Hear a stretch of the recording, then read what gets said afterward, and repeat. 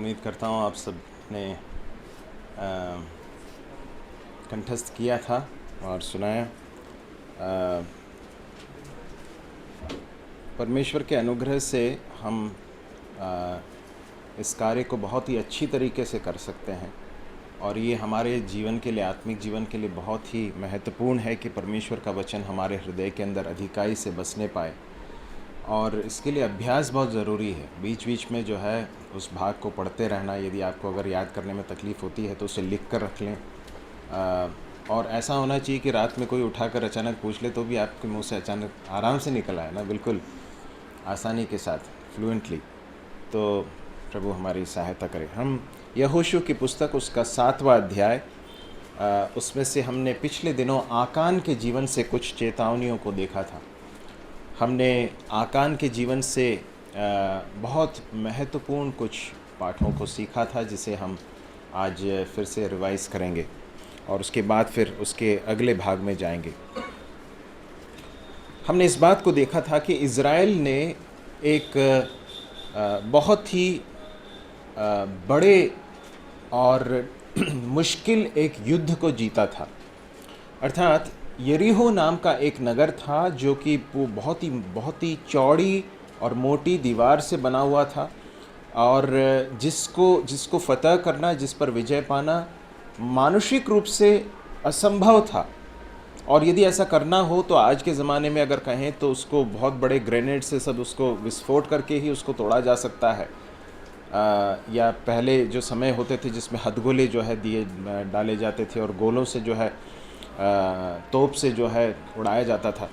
परंतु इजरायली लोगों के पास ऐसा कुछ नहीं था और परमेश्वर ने उनसे कहा था कि तुम मुझ पर भरोसा रखो और मेरे आज्ञा के अनुसार तुम करोगे तो तुम विजय पाओगे। और परमेश्वर के ऊपर भरोसा करते हुए उन्होंने सिर्फ इतना किया, प्रभु की आज्ञा को मानते हुए उस नगर के चारों ओर उन्होंने चक्कर लगाया, उन्होंने परमेश्वर की स्तुति की और हम देखते हैं कि उसके फलस्वरूप वो बहुत ही असंभव कार्य जो है वो संभव हो गया। परमेश्वर ने उनको विजय प्रदान किया और वो लोग बहुत ही उस विजय के उल्लास में अब बहुत एक्साइटेड हैं, बहुत रोमांचित हैं। और उसके बाद फिर अगले नगर की ओर वे बढ़ रहे हैं और वो नगर का नाम क्या है? आय नगर है। हाँ, हिंदी में हाँ ए बोल सकते हैं, आई बोल सकते हैं, ए बोल सकते हैं, जैसा भी आपको पसंद है वैसा बोल सकते हैं। लेकिन वो नगर की खासियत यह है, उसके बारे में बताया जाता है कि वहाँ पर बहुत कम लोग हैं। और इज़राइली लोगों को चूँकि उन्होंने एक बड़े विजय को प्राप्त किया था, उन्हें ऐसा लगने लगा कि ये तो बहुत ही आसान है, ये तो बहुत ही अब आसान है और हम ये बड़ी आसानी से अपनी ताकत से जीत सकते हैं। इसलिए इज़राइली लोगों ने यहोशू से क्या कहा कि अरे वहाँ पर ज़्यादा लोगों को भेजने की ज़रूरत नहीं है, बहुत कम लोगों की ज़रूरत है। और उसके बाद वे लोग जाते हैं और उसके बाद हम जानते हैं क्या हुआ। बहुत बुरी तरह से पराजित होते हैं, उनमें से कई लोग जो है मार डाले जाते हैं। बहुत दुख का एक अनुभव इज़राइल को होता है, बहुत ही आश्चर्यचकित होते हैं कि ऐसा कैसा हो गया। हम तो बहुत आसानी से इसे जीत सकते थे परंतु हम हार गए।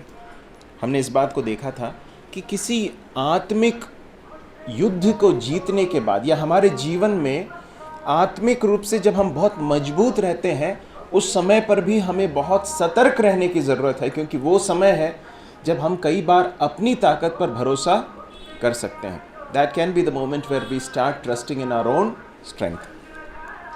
दूसरी बात, हमने इस बात को देखा था कि उन्होंने परमेश्वर से कोई सलाह मशवरा नहीं किया। क्या उन्होंने प्रभु से पूछा, प्रभु हम जा रहे हैं इस नगर को के साथ युद्ध करने के लिए, क्या आप हमारे साथ हैं प्रभु? क्या आपने हमारे हाथों में इन्हें दिया है प्रभु? हमें क्या करना चाहिए, किस तरह से युद्ध करना चाहिए? कुछ नहीं पूछा।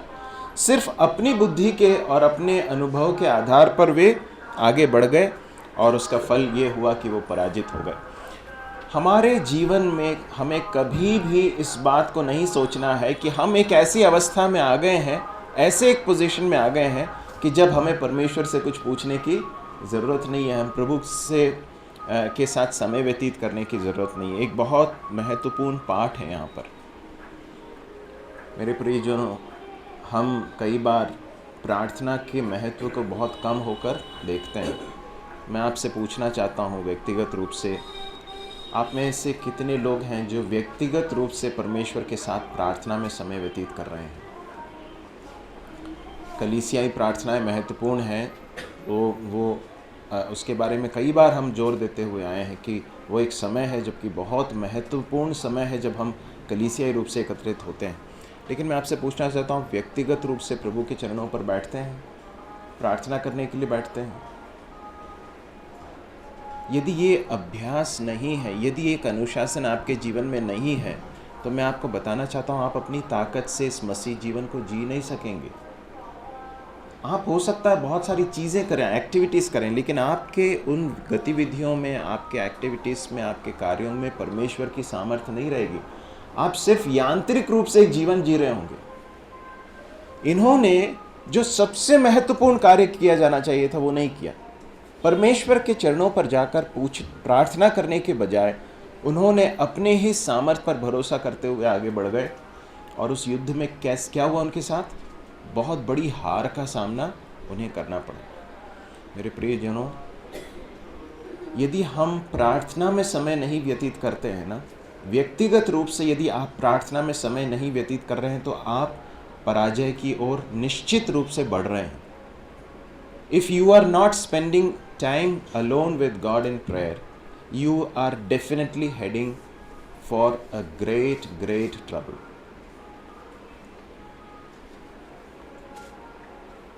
हम सब व्यस्त हैं, हम सब की व्यस्तताएं हैं, हम सब अपने अपने कार्यों में व्यस्त रहते हैं। नौकरी है, घर के कार्य हैं, पढ़ाई है, बहुत सारी चीज़ें हैं। परंतु मैं आपको बताना चाहता हूं कि यदि हम चाहते हैं कि मसीह जीवन में हम विजय के जीवन को बिताएं, विजयी हों, तो इसके लिए कोई और शॉर्टकट नहीं है, इसके लिए और कोई रास्ता नहीं है। हमें समय निकाल कर परमेश्वर के चरणों पर बैठना ही होगा। वो समय है जब हमें सामर्थ्य मिलती है, वो समय है जब परमेश्वर हमसे बात करते हैं, हमारे जीवन का खुलासा हम पर करते हैं। वो समय है जब हम आत्मिक सामर्थ्य से भरकर इस आत्मिक जीवन को जी पाते हैं। तो यहाँ पर देखते हैं उन्होंने ऐसा नहीं किया, और उसके बाद फिर वे बहुत बुरी तरह से पराजित हो जाते हैं। हमने इस बात को भी देखा था पिछली बार कि युद्ध जो है परमेश्वर की सामर्थ्य से ही लड़ा जा सकता है। युद्ध परमेश्वर का है। इसलिए दाऊद जब गोलियत के सामने खड़ा था, उस बड़े योद्धा के सामने खड़ा था, तो दाऊद उससे कहता है कि तू तो तलवार और भाला लेकर मेरे सामने आया है, परंतु मैं कैसे आया हूँ? मैं जीवते परमेश्वर यहोवा के, सेनाओं के यहोवा परमेश्वर की सामर्थ्य से मैं तेरे सामने खड़ा हूँ। और उसके बाद वो कहता है, एक बात कहता है, क्योंकि युद्ध तो, संग्राम तो किसका है? यहोवा का है, परमेश्वर का। युद्ध परमेश्वर का है। जब परमेश्वर के भक्तों ने परमेश्वर के ऊपर भरोसा करते हुए अपने जीवन को बिताया, तो उन्होंने विजय हासिल की। जब भी उन्होंने अपनी सामर्थ्य पर भरोसा किया, हम देखते हैं कि वो पराजित हुए। इज़राइल ने उस शत्रु की ताकत को बहुत कम होकर देखा। सही है कि नहीं? अंडर एस्टिमेट किया। अंडर एस्टिमेट का मतलब जितना है उससे कम होकर आंका। ऐसा क्यों हुआ मालूम है? आपको क्या लगता है क्यों ऐसा हुआ? इज़राइल ने शत्रु की ताकत को कम होकर क्यों आंका? पहले जीत गए थे तो तो क्या हो रहा है वहां पर? अपने ऊपर कॉन्फिडेंस है। देखिए, कॉन्फिडेंस यदि हमारा अपने ऊपर है, यदि हमारा विश्वास अपनी ही सामर्थ्य पर है, तो इसका एक और प्रभाव होगा कि हम शत्रु के सामर्थ्य को कम होकर आंकने लगेंगे। शत्रु कौन है? कोई मनुष्य नहीं है। हमारा शत्रु कौन है? कोई इंसान नहीं, हमारा शत्रु शैतान है। और उसके बारे में परमेश्वर का वचन बताता है कि तुम्हारा शत्रु शैतान गरजने वाले सिंह की नाई इस खोज में रहता है कि किसको फाड़ खाए। आप जरा इस बात को सोच कर देखिए, हम इसे देख नहीं पाते ना। ये सब आत्मिक युद्ध है, ये एक आत्मिक जीवन है। इसलिए कई बार आत्मिक सच्चाइयों को चूंकि हम इन आंखों से देख नहीं पाते हैं, इसलिए कई बार हम बहुत लापरवाही के साथ अपने जीवन को बिताते हैं। आप सोच कर देखिए, यदि इस कमरे के अंदर एक शेर आ जाए तो आपका रिएक्शन कैसा होगा, आपका प्रत्युत्तर कैसा होगा? आप ऐसे आराम से बिल्कुल लापरवाही के साथ बैठेंगे क्या? नहीं, आप बहुत सतर्क हो जाएंगे, आप भागेंगे वहां से, उससे बचने की कोशिश करेंगे। सही है कि नहीं? परंतु कई बार मसीह जीवन में विश्वासी लोग बिल्कुल लापरवाही के साथ जीवन व्यतीत करते हैं। क्यों? क्योंकि उन्होंने शत्रु के ताकत को बहुत कम होकर एस्टिमेट किया, अंडर एस्टिमेट किया है। और उसका एक कारण क्या है? उसका कारण यह है कि हम अपने ऊपर भरोसा कर रहे हैं। मैं आपसे पूछना चाहता हूँ, कुछ ऐसे क्षेत्र हैं जहाँ पर आप बार बार पराजित होते हैं और आपको लगता है कि मैं इस पर अपनी सामर्थ्य से या फिर मैं इसके ऊपर मैं विजय पा लूँगा। आप जब भी अपनी सामर्थ्य पर भरोसा करके उसका सामना करते हैं, क्या आप विजयी हुए हैं क्या? ईमानदारी से बताएं, हुए हैं क्या? नहीं हो सकते, क्योंकि शैतान हमसे बहुत अधिक ताकतवर है, हमसे बहुत अधिक ताकतवर है। परमेश्वर से ज़्यादा ताकतवर नहीं है, परंतु हमसे कहीं अधिक बुद्धिमान और ताकतवर है हमारा शत्रु शैतान। और वो जानता है कि हमारी कमज़ोरी क्या है, वो जानता है कि हमारा कमज़ोर समय कब है, वो जानता है कि किस तरह से हम पर वार करना है। और यदि हम अपनी ही बुद्धि पर, अपनी ही सामर्थ्य पर भरोसा करेंगे तो बहुत आसानी से उसके सामने गिर जाएंगे, पराजित हो जाएंगे। इसलिए पतरस की पत्री में हम पढ़ते हैं, पतरस स्मरण दिलाता है हमको कि परमेश्वर की बलवंत भुजा के नीचे अपने आप को ले आओ और शैतान का सामना करो, तब वो तुम्हारे सामने से भाग जाएगा। परमेश्वर शत्रु का सामना, शैतान का सामना करने का जो आधार है, उसकी सामर्थ्य कहाँ से मिलती है? जब हम परमेश्वर की सामर्थ्य के अधीन हो जाते हैं, जब परमेश्वर की शरण में हम आ जाते हैं, उसके बाद जब शैतान का सामना करते हैं तो शैतान ठहर नहीं सकता है। C.S. ल्यूइस नाम के एक व्यक्ति ने किताब लिखी, उसके आधार पर फिल्म भी बनाई गई है, मूवी बनाई गई है। उसका जो है क्रॉनिकल्स ऑफ नार्निया उसका नाम। उसमें एक ऐसा दृश्य है जहाँ पर जो उसमें एक मुख्य पात्र है, एक शेर है जिसका नाम असलान है, और वो और एक शैतान का प्रतिनिधित्व या प्रतीक के रूप में एक स्त्री को दिखाया गया जो कि बहुत दुष्ट स्त्री है। वो एक दुष्ट आत्मा है, और वो जो है वो ये दो लड़का और दो लड़कियां हैं, उनके ऊपर आक्रमण करने, उनको नाश करने और उस पूरे क्षेत्र को नाश करने की फिराक में है। और उसी समय पर जो है, जबकि वो बिल्कुल अपनी तलवार उठाकर एक को मारने के पूरे उसमें था, तभी जो है एक शेर की बहुत बड़ी दहाड़ की आवाज़ सुनाई देती है। वो एकदम पीछे से आता है, असलान जो है शेर है, और वो देखते से ही जो है वो पीछे हट जाती। तो ये एक दृश्य है हमें बताने के लिए कि जब हम परमेश्वर की शरण में आ जाते हैं तो ये ऐसा है मानो कि हम बहुत ही ताकतवर सिंह के पीछे खड़े हैं और उसका सामना कोई और कोई कर नहीं सकता है। आप जानते हैं प्रभु यीशु मसीह के लिए अनेक नाम प्रयोग थे, उसमें से एक नाम क्या मालूम है? यहूदा के गोत्र का सिंह। हम पतरस की पत्री में क्या पढ़ रहे थे कि तुम्हारा शत्रु गरजने वाले सिंह की नाई गरजता है, परंतु वो सिंह नहीं है, परंतु हमारा प्रभु यीशु मसीह वास्तव में यहूदा के गोत्र का सिंह है। उसकी शरण में आकर यदि हम अपने आत्मिक लड़ाई को लड़ेंगे तो ही हम जीत पाएंगे। इस बात को हमें याद रखने की ज़रूरत है। तो हम यहाँ पर देखते हैं कि उन्होंने इस कार्य को नहीं किया, बहुत हल्के से उन्होंने उस शत्रु को लिया, और हम भी ऐसा कर सकते हैं।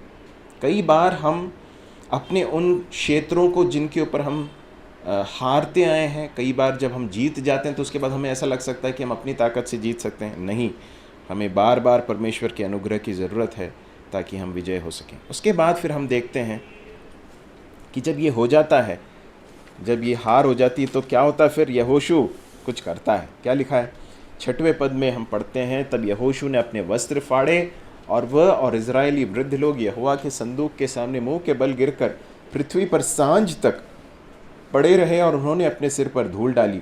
और यहोशू ने कहा, हाय प्रभु यहोवा, तू अपनी इस प्रजा को यरदन पार क्यों ले आया?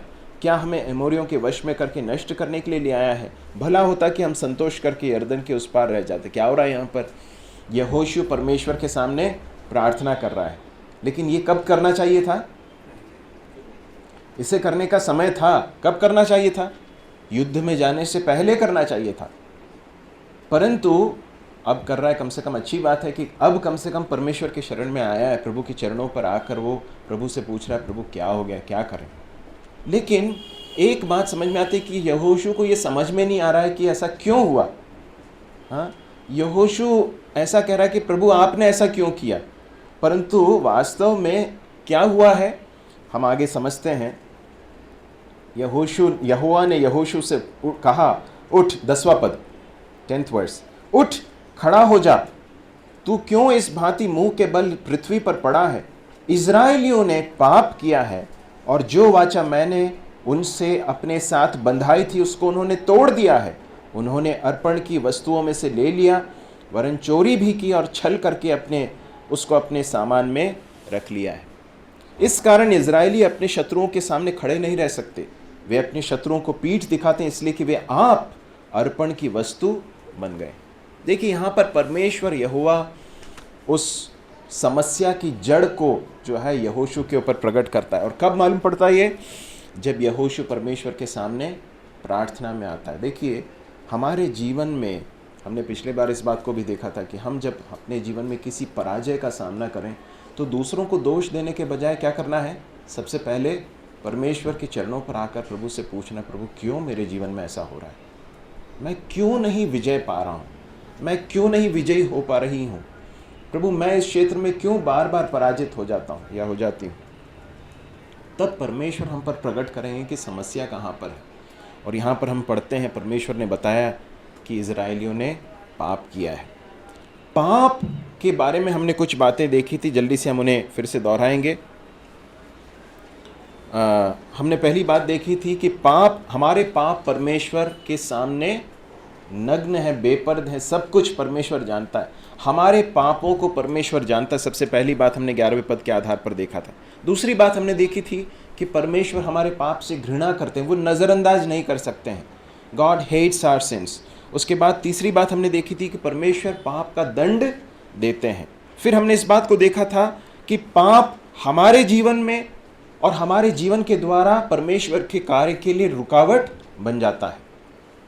Sin hinders God's work both in our lives and through our lives. उसके बाद हमने इस बात को देखा था कि पाप न सिर्फ हमारे जीवन को प्रभावित करता है परंतु हमारे आसपास के लोगों को भी प्रभावित करता है। और अंतिम बात हमने देखी थी कि पाप के साथ व्यवहार करना या पाप के साथ डील करना बहुत ही ज़रूरी है। हम कभी भी इन सच्चाइयों को भूल न जाएं, है ना, कि पाप जो है वो छिपा नहीं रह सकता। इस बात को भी हमने देखा था कि पाप को यदि कोई व्यक्ति छिपा कर रखना चाहता है तो वो ज़्यादा देर तक छिपा हुआ नहीं रहेगा। एक समय आएगा जब परमेश्वर उसे सबके सामने रिवील कर देंगे। तो यदि हम किसी चीज़ को पाल कर हमने रखा है, किसी बात को हमने अपने जीवन के अंदर रखा हुआ है रहस्य के रूप में, जिसे हम परमेश्वर के सामने रख कर हमने छोड़ने के लिए कुछ प्रयत्न नहीं किया, तो मैं आपको बताना चाहता हूँ कि उसको डील करके उसको छोड़ दें। नहीं तो एक दिन आएगा जब वो परमेश्वर और आपके बीच में नहीं रहेगा वो, परंतु वो सार्वजनिक हो जाएगा। और वो न सिर्फ सार्वजनिक होगा, न सिर्फ आपके लिए लज्जा का और अपमान का कारण होगा, परंतु परमेश्वर का दंड भी आएगा उसके साथ साथ। तो प्रभु सहायता करे कि हम पाप को बहुत गंभीरता से ले सकें। हम इस अध्ययन में आगे बढ़ेंगे। हम इसमें एक और सच्चाई जो देखते हैं, यदि आप नोट कर रहे हैं तो लिख सकते हैं, कि पाप जो है वो बहुत ही महंगा है और बहुत ही महंगा साबित होता है। सिन इज वेरी वेरी कॉस्टली। दूसरा शमूएल उसके 24वें अध्याय में हम दाऊद के एक कदम के बारे में पढ़ते हैं, एक निर्णय के बारे में पढ़ते हैं, जहाँ पर उसने परमेश्वर की आज्ञा का उल्लंघन करके इजरायली लोगों की गिनती करने का निर्णय लिया। उसको इस बात की चेतावनी भी दी गई कि ऐसा मत कीजिए, लेकिन उसके बावजूद उसने ऐसा किया। और उसके बाद क्या हुआ आप जानते हैं? कितने लोगों की मृत्यु हुई उसके कारण? याद है?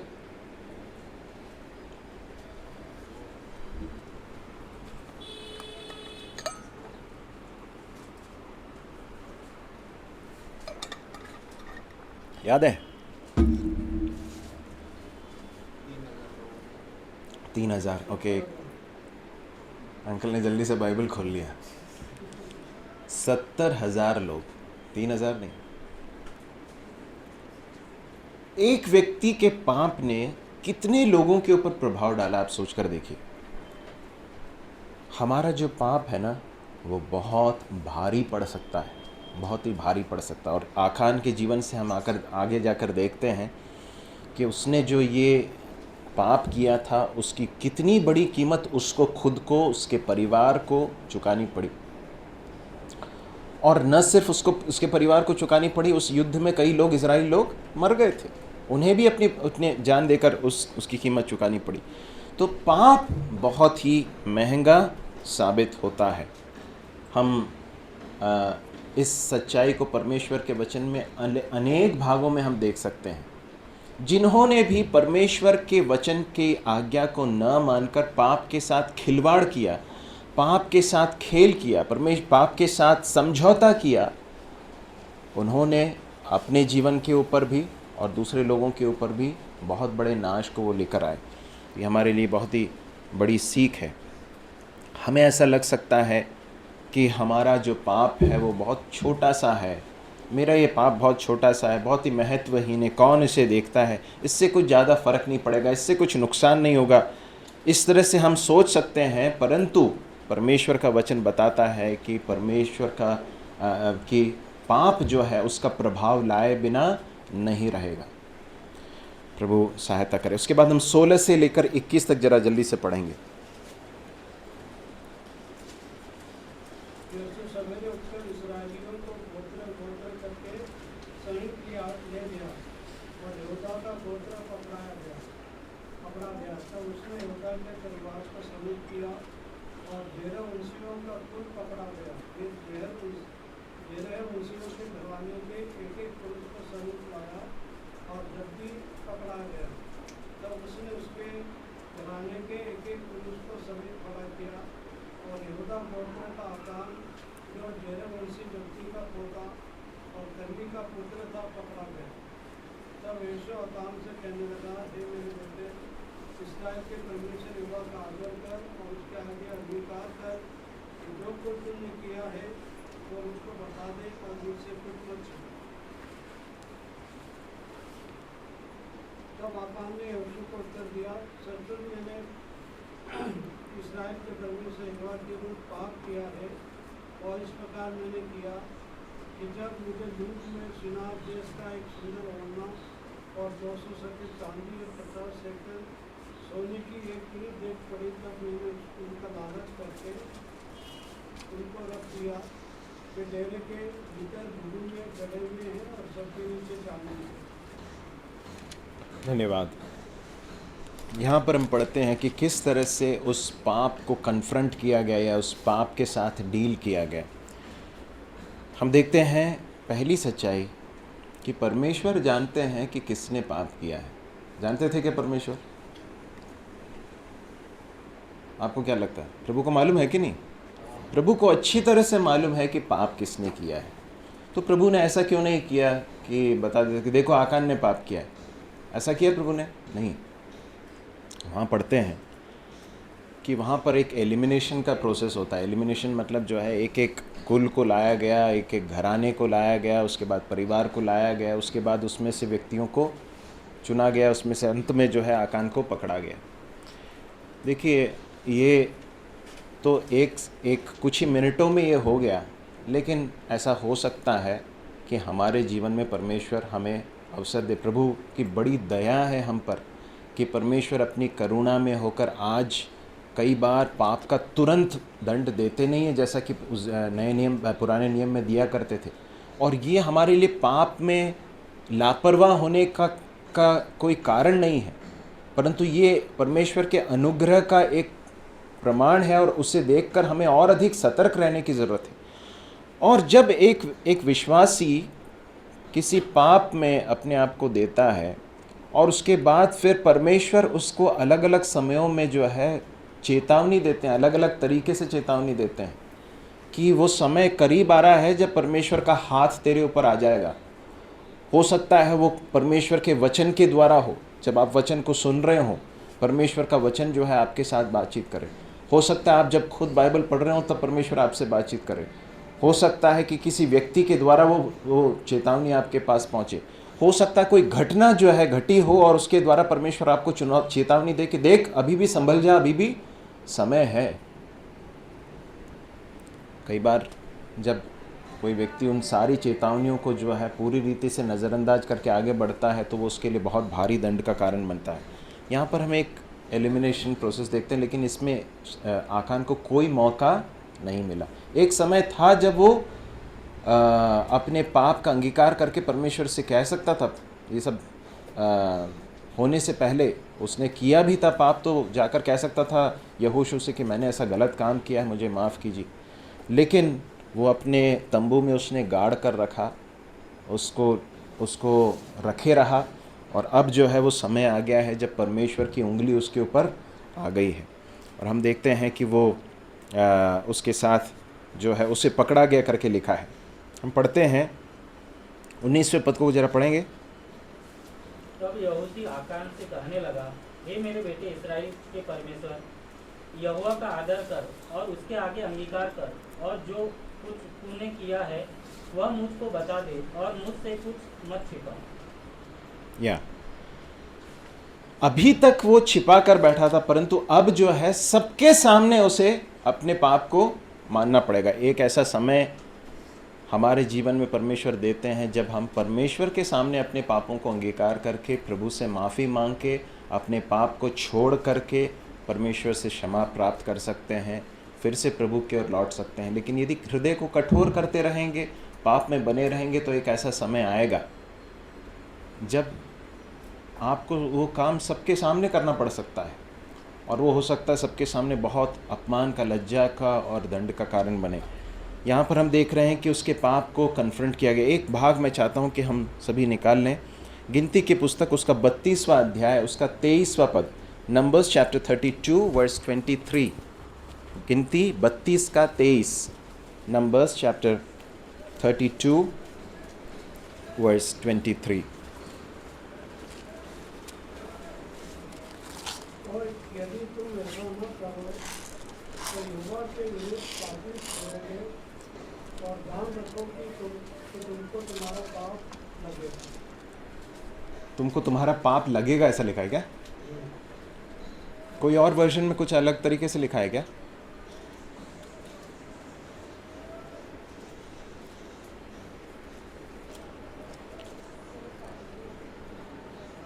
ऐसा ही लिखा सभी में? ठीक है, कोई इंग्लिश में पढ़ लीजिए उसे। But if ye will not do so, behold, ye have sinned against the Lord, and be sure your sin will find you. या ये पाप लगना जो है वो थोड़ा सा इतना पावरफुल ट्रांसलेशन नहीं दिखाई देता है। अंग्रेजी में कैसे लिखा मालूम है? Be sure that your sin will find you out. इसका मतलब यह है कि तुम्हारा पाप जो है तुम्हें खोज कर निकाल लेगा। Your sin will find you out. तुम्हारा पाप जो है वो एक दिन प्रकट हो जाएगा।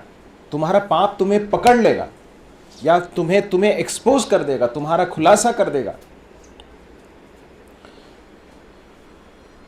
आकान ने जो कुछ किया था बहुत रहस्य में किया, किसी को मालूम नहीं पड़ा तो उसके मन में ऐसा लग रहा था शायद कि इसका कुछ प्रभाव नहीं पड़ने वाला है, कोई मालूम नहीं, किसी को मालूम नहीं पड़ा है। परंतु परमेश्वर को वो मालूम था, और चूंकि उसने मन नहीं फिराया, हम देखते हैं कि उसके पाप को परमेश्वर ने सबके सामने सार्वजनिक कर दिया। हम अपने पापों के साथ डील नहीं करेंगे, उसे छिपा कर रखेंगे, उसके साथ खिलवाड़ करेंगे, तो वो बहुत ही भयानक हो सकता है। इस बात का एक चित्रण है यहाँ पर हम देख सकते हैं। परंतु एक और बात जो यहाँ पर हम देख सकते हैं, वापस अपने इस भाग में आ जाएं यहोशू की पुस्तक में, वहाँ पर हम देखते हैं कि जिस तरह से यहोशू उसके साथ बात करता है, क्या लिखा है वहाँ पर, हम पढ़ते हैं। आकान ने यहोशू ने आकान से कहा, हे मेरे बेटे इज़राइल के परमेश्वर यहोवा का आदर कर और उसके आगे अंगीकार कर, और जो कुछ तूने किया वह मुझको बता दे, मुझसे कुछ मत छिपा। दंड आने वाला, लेकिन उस दंड के समय पर भी जो है यहोशू जिस तरह से आकान से बात करता है उससे समझ में आता है कि कंपैशन है, प्रेम है, लेकिन उसका परिणाम ये नहीं हुआ कि उसको माफ़ी मिल गई। उसका परिणाम जो उसको भुगतना था उसे भुगतना ही पड़ा। आज भी जब पाप के साथ डील किया जाता है ना, जब किसी विश्वासी के पाप के साथ डील किया जाता है, तो ये एक बहुत बड़ा प्रिंसिपल है, एक बहुत बड़ा सिद्धांत है कि उसमें भी कंपैशन बहुत ज़रूरी है। उसमें भी करुणा और दया और उस व्यक्ति के प्रति सच्चा प्रेम जो है वो होना ज़रूरी है। लेकिन इसका अर्थ ये नहीं है कि पाप को छिपा दिया जाए, उसके साथ डील न किया जाए। परंतु जब कलीसिया में किसी विश्वासी के पाप के साथ डील किया जाता है तो उसका उद्देश्य उसको नीचा दिखाना नहीं है, उसको सबके सामने उसका अनादर करना नहीं है, उसको बर्बाद करना नहीं है, परंतु उसका उद्देश्य यह है कि उसके जीवन में वो पाप को मानकर फिर जाए। आकान के जीवन में उसको ये मौका नहीं मिला, परंतु आज प्रभु हमें कई बार मौका देते हैं। कितने बार मौका देते हैं हम कि हम पाप से मन फिरा कर प्रभु के पास वापस लौट आएँ। एक भाग पढ़ेंगे, नीति वचन 28 और उसका 13वां पद। Proverbs chapter 28 verse 13।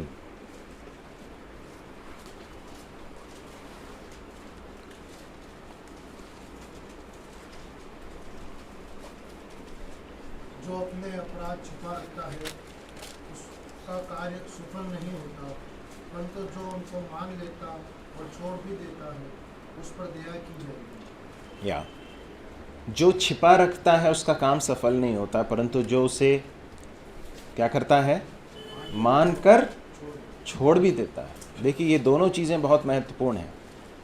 पाप के साथ हमारा जो व्यवहार है वो कैसे होना चाहिए, छिपाना नहीं है, है ना। पाप को छिपा कर रखना नहीं है, उसके अंदर बड़े बड़े आनंद लेते रहना नहीं है, परंतु उसको अंगीकार करना, प्रभु के सामने मानना, प्रभु मैंने ये पाप किया, मुझे माफ़ कीजिए। और उसके बाद क्या करना, उसके बाद क्या करना है, उसे छोड़ना है। उसको you have to forsake that. उसको ऐसा नहीं कर सकते। कुछ लोग जो है पाप को बहुत हल्के रीति से लेते हैं कि पाप कर लिया, उसके बाद फिर माफ़ी मांग ली, उसके बाद फिर बहुत ही लापरवाही के साथ फिर पाप कर लिया, उसके बाद माफ़ी मांगते समय भी यही है कि हाँ ठीक है अगली बार भी पाप करूँगा, फिर मैं माफ़ी मांग लूँगा। ऐसा नहीं होता है।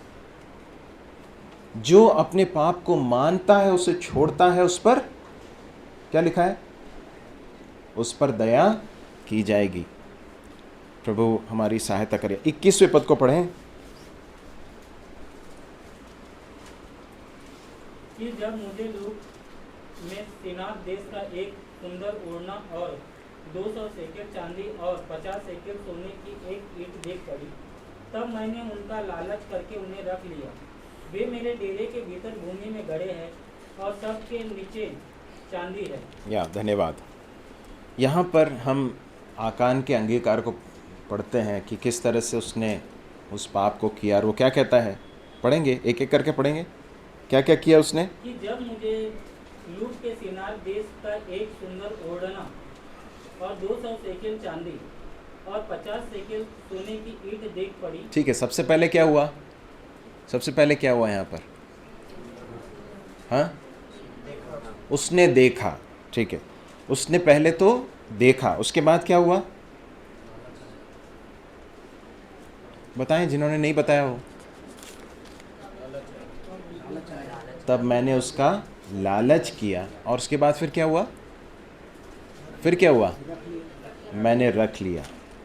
आई saw, I coveted and I took. ये तीन चीज़ें वहाँ पर बताता है आकान। मैंने देखा, मैंने लालच किया, मैंने रख लिया। आपको इसी तरह का कोई पैरेलल जो है पुराने नियम में कहीं और दिखाए, आपको याद आता है क्या, बताएं। हवा के उस घटना में, पतन में भी हम उस बात को देखते हैं कि मैंने देखा, और उसने क्या किया, उसने देखा, उसने लालच किया, और उसके बाद उसने खा लिया। ये है पाप का प्रोग्रेशन। इस तरह से ही हम पाप में गिरते हैं। हम किसी किसी भी चीज़ को जब देखते हैं और उसके बाद फिर लालच हमारे हृदय के अंदर उत्पन्न होता है और वो लालच हमें पाप में गिरा देती है। हम एक भाग निकालेंगे याकूब की पत्री, जहाँ पर याकूब इसे बहुत ही सुंदर रीति से चित्रित करता है हमारे लिए, हमारे चेतावनी के लिए। उस भाग को पढ़ेंगे, याकूब की पत्री पहला अध्याय, उसके 14वें पद को पढ़ें, 14 और 15 को पढ़ें। परंतु प्रत्येक व्यक्ति अपनी ही अभिलाषा से खींचकर और फंसकर परीक्षा में पड़ता है। फिर अभिलाषा गर्भवती होकर पाप को जन्मती है, और पाप जब बढ़ जाता है तो मृत्यु को उत्पन्न करता है। क्या लिखा है यहाँ पर? परंतु प्रत्येक व्यक्ति अपनी ही अभिलाषा से खींचकर और फंसकर परीक्षा में पड़ता है, देखता है, लालच करता है और उसके बाद फिर गिर जाता है।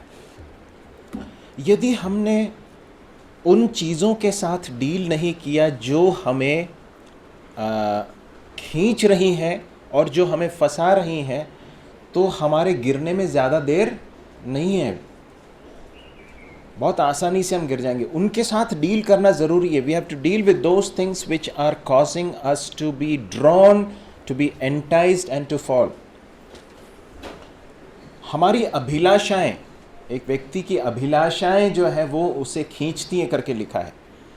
यदि हमने अपने हृदय के डिज़ायर्स को, अपने हृदय के अभिलाषाओं को हमने परमेश्वर के चरणों पर लाकर डील नहीं किया है, तो वो हमें बहुत बुरी तरह से पछाड़ सकती हैं, हमें पाप में गिरा सकती हैं। यहाँ पर हम देखते हैं कि उसने देखा। जब उसने देखा, आपको क्या लगता है कि ये जो चीज़ इसके साथ हुई, ये दूसरे इजराइलियों के साथ नहीं हुई होगी क्या? ये सब युद्ध के लिए गए थे कि नहीं गए थे? उन्होंने भी बहुत सारी कीमती और सुंदर चीज़ों को देखा होगा।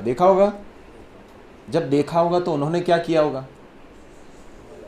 हाँ, क्यों छोड़ा जी? परमेश्वर की आज्ञा है। और क्या उन्होंने अपने आप से कहा होगा? उनके अंदर भी ये विचार तो आया होगा कि अरे यार ये अच्छा लग रहा है, कुछ लेके रख लेते हैं। किसी के अंदर विचार आया होगा तो क्या करना चाहिए? उन्होंने अपनी अभिलाषाओं को पालने के बजाय उन्होंने अपने आप से कुछ कहा होगा। क्या कहा होगा?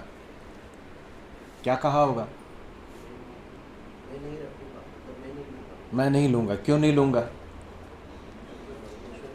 क्योंकि परमेश्वर ने मना किया है। परमेश्वर ने अगर मना किया और अगर मैं उसका उल्लंघन करूँगा तो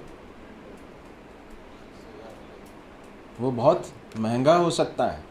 देखिए, हमें अपने आप को पाप के कॉन्सिक्वेंसेस दिखाने की ज़रूरत है। हमें अपने आप से बातें करने की ज़रूरत है कि देखो, यदि तुम इस रास्ते पर आगे बढ़ोगे तो ये तुम्हारे व्यक्तिगत जीवन के लिए, तुम्हारी गवाही के लिए, तुम्हारे परिवार के लिए, तुम्हारी कलीसिया के लिए बर्बादी का कारण बन सकता है। इसलिए you can not go into this. अपने आप को बताने की ज़रूरत है। आखान का ये जो प्रलोभन है, मैं सोचता हूँ निश्चित रूप से दूसरे लोगों के पास भी आया होगा ये प्रलोभन, परंतु उन्होंने अपने आप को समझाया होगा कि देखो ये नहीं करना है।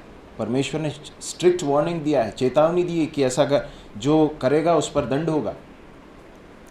परंतु आखान ने उन सारी बातों को न सुनते हुए अपनी अभिलाषाओं को पूरी तरह से बेलगाम छोड़ दिया। और हम देखते हैं कि किस तरह से वो उसके जीवन पर बहुत बड़े दुख का कारण बन गया। दाऊद के बारे में भी हम इसी तरह से देखते हैं। दाऊद ने देखा, दाऊद ने लालच किया और दाऊद पाप में गिर गया। तो हम जो देखते हैं और उसके बाद फिर हमारे हृदय के डिज़ायर्स, हमारे मन की इच्छाएं, ये किस तरह से वो आगे बढ़ती हैं, इन सारी बातों को परमेश्वर के वचन के अनुसार देखने की ज़रूरत है। ये ज़रूरी है कि हम अपने सारे विचारों को, अपनी भावनाओं को परमेश्वर के आत्मा के नियंत्रण में लाना सीखें। एक भाग जो कि हम कई बार उसको रेफ़र कर चुके हैं, परंतु फिर भी ये परमेश्वर का वचन है, वो कितने बार भी हम दोहराएं वो अपनी सामर्थ्य नहीं खोता है। और परमेश्वर का वचन ही हमसे अंततः सामर्थ्य के साथ बात कर सकता है। इसलिए हम पढ़ेंगे 2 कुरिन्थियों उसका 10वां अध्याय और उसके 4 और 5 को पढ़ेंगे। क्योंकि हमारी लड़ाई के हथियार शारीरिक नहीं, पर गढ़ों को ढा देने के लिए परमेश्वर द्वारा सामर्थ्य है। तो हम कल्पनाओं को और हर एक ऊंची बात को जो परमेश्वर की पहचान के विरोध में उठती है खंडन करते हैं और हर एक भावना को कैद करके मसीह की आज्ञाकारी बना देते हैं। हमारी लड़ाई के हथियार शारीरिक नहीं है। देखिए, हम एक युद्ध में है, इस बात को हमें कभी भूलना नहीं है। जिस तरह से इजरायली लोग एक युद्ध में थे, हम भी आज एक युद्ध में है ना। हम शारीरिक युद्ध में नहीं है, परंतु हम एक आत्मिक युद्ध में। जिस तरह से आकान उस लड़ाई में हार गया, जिस तरह से इजरायली लोग हार गए, जिस तरह से आकान ने परमेश्वर के विरोध में पाप करके अपने ऊपर और अपने परिवार के ऊपर परमेश्वर का दंड ले आया, वैसा हमारे साथ हो सकता है। इसलिए परमेश्वर का वचन ये सारी बातों को रेखांकित करता है हमारे लिए, ताकि हम वार्निंग लें इनसे। और क्या लिखा है? हमारे लड़ाई के हथियार शारीरिक नहीं हैं, पर गढ़ों को ढा देने के लिए परमेश्वर के द्वारा सामर्थी हैं। इसलिए हम क्या करते हैं? क्या लिखा है वहाँ पर? कल्पनाओं का और हर एक ऊंची बात का जो परमेश्वर की पहचान के विरोध में उठती है खंडन करते हैं, और हर एक भावना को कैद करके मसीह का आज्ञाकारी बना देते हैं। लड़ाई कहाँ पर चल रही है? ये आत्मिक लड़ाई है, और ये लड़ाई का जो मैदान है वो कहाँ पर है? इस भाग के अनुसार कहाँ पर है? मन में है। मन में है। यहाँ से लड़ाई आरंभ होती है, और इन लड़ाइयों को अक्सर जीता या हारा कहाँ जाता है? मन के स्तर पर। इसलिए पौलुस यहाँ पर बता रहा है, क्या बता रहा है? कि हमें आत्मिक रूप से इस युद्ध का सामना करने की ज़रूरत है। और हमें क्या करने की ज़रूरत है? कल्पनाओं का। कल्पनाएं मतलब क्या है? कल्पना मतलब इमेजिनेशन। देखिए, हमारी इमेजिनेशंस बहुत पावरफुल हैं। हम एक पल में जो है, हम अपने इमेजिनेशन में बहुत कुछ गढ़ सकते हैं। ये मनुष्य को परमेश्वर ने दिया हुआ एक बहुत बड़ा एक वरदान है, परंतु इसका हम दुरुपयोग कर सकते हैं। कल्पनाएं और हर एक ऊंची बात, और उसके बाद हर एक भावना, इमोशंस हों, थॉट्स हों, डिज़ायर्स हों, हमारे मन की जो विचार हों, कल्पनाएं हैं, इमेजिनेशंस, भावनाएं हमारे मन में जो उठती हैं, इन सारी बातों को पौलुस क्या बता रहा है? हम क्या करते हैं? खंडन करते हैं। किन बातों का? यदि वो परमेश्वर के विरोध में उठ रही है तो क्या करते हैं? हम उनको वहीं तोड़ देते हैं। उसी समय हम उसके साथ व्यवहार करते हैं, उसको रखे नहीं रहते हैं, और उसे क्या करते हैं? मसीह का आज्ञाकारी बना देते हैं। कहते हैं कि तू मसीह का आज्ञाकारी बन। हे विचार, मैं तुझे अपने मन में स्थान नहीं दूंगा। हे भावना, तू जो मसीह के विरोध में उठ रही है, मैं तुझे मसीह का आज्ञाकारी बनाता हूं। तब क्या होता है? देखिए, 6वें पद में लिखा है, और तैयार रहते हैं कि जब तुम्हारा आज्ञा पालन पूरा हो जाए तो हर एक प्रकार के आज्ञा उल्लंघन को दंडित करें। देखिए, इसी तरह से हम आज्ञा पालन करते हैं। आकान आज्ञा के पालन करने में इसलिए विफल हो गया क्योंकि उसने अपनी भावनाओं को, उसने अपने अभिलाषाओं को, उसने अपनी कल्पनाओं को सब क्या कर दिया? बेलगाम छोड़ दिया।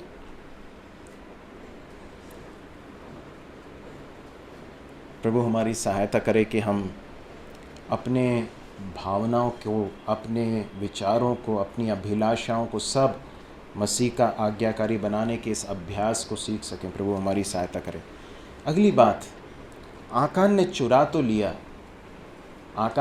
तो लिया, परंतु वो उसका उपयोग कर पाया क्या?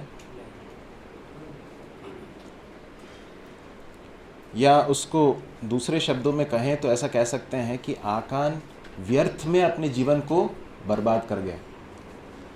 आकान ने व्यर्थता के लिए अपने आपको और अपने परिवार को नाश कर लिया। सही है कि नहीं?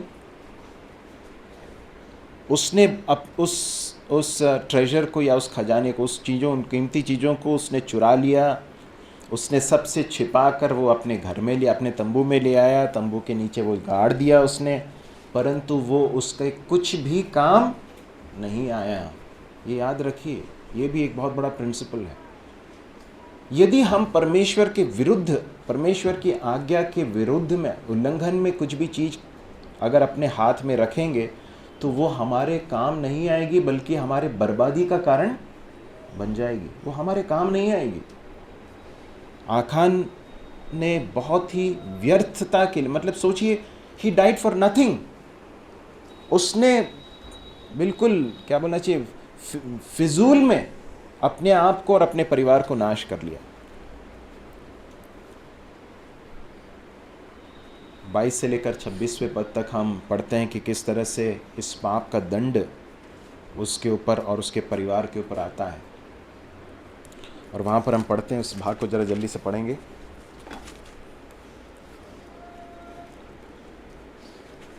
यहोशू 7वां अध्याय वापस निकाल लें, 22 से लेकर हम पढ़ते हैं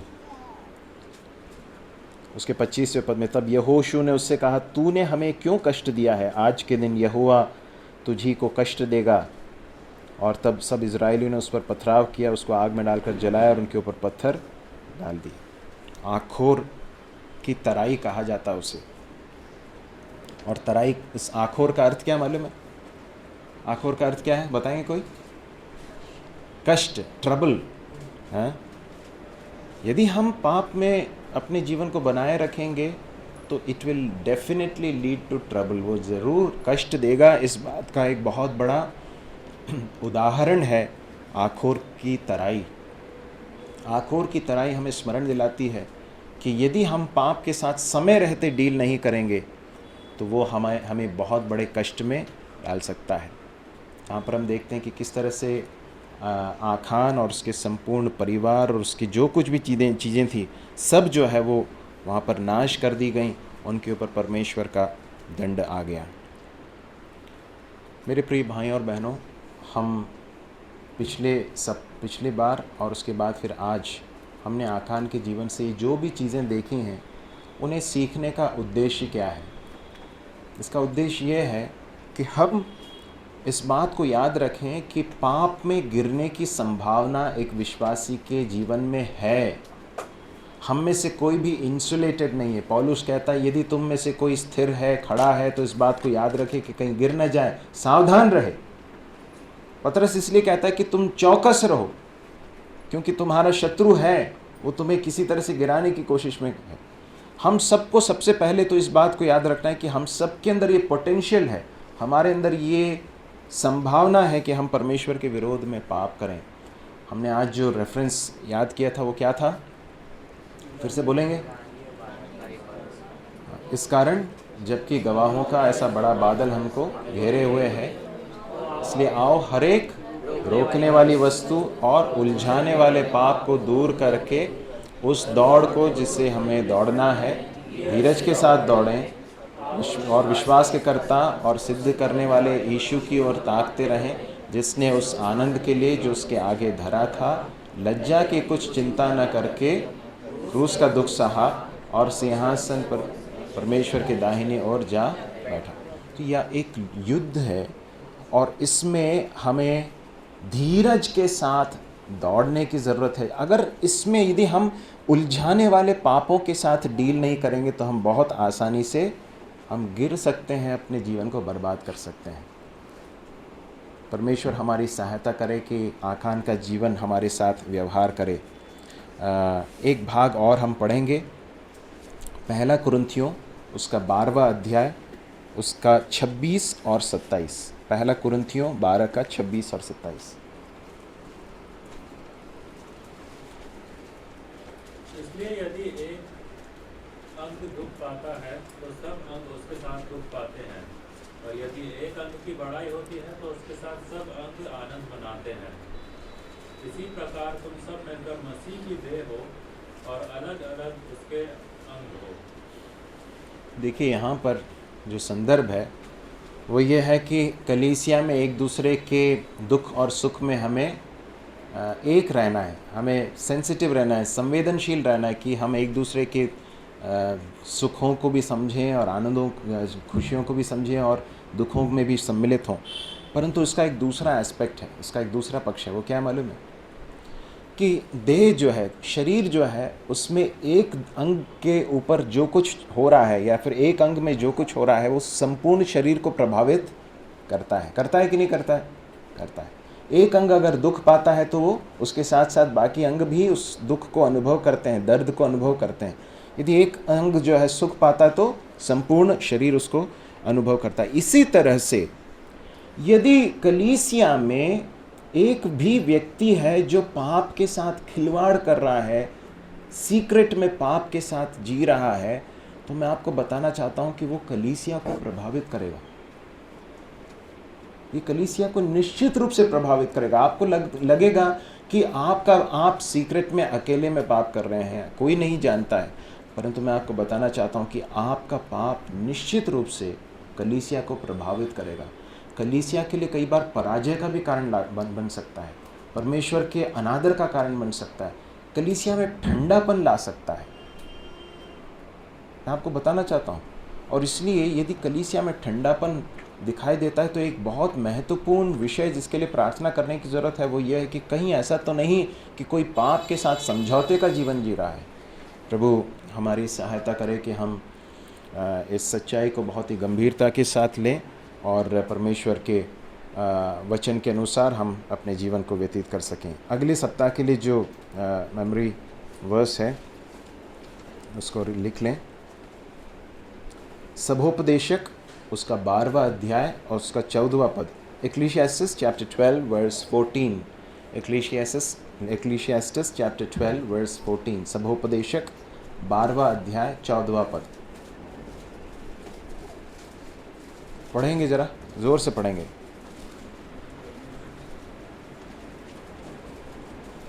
क्योंकि परमेश्वर सब कामों और सब गुप्त बातों क्योंकि परमेश्वर सब कामों का और सब गुप्त बातों का, चाहे वे भली हों या बुरी, न्याय करेगा। सभोपदेशक 12 का 14। ठीक है, रिपीट करेंगे जरा जल्दी से। सभोपदेशक 12 का 14, बोलिए। क्योंकि परमेश्वर सब कामों और सब गुप्त बातों का, बोलिए, चाहे वे भली हो या बुरी, न्याय करेगा। इस बार छोटा है ना, ठीक है, याद करके आएंगे। प्रभु हमारी सहायता करें। कोई भी एक भाई बिना विलंब किए प्रार्थना करके हम सभी को प्रभु के हाथों में सौंपें कि हम इस वचन के अनुसार चल सकें।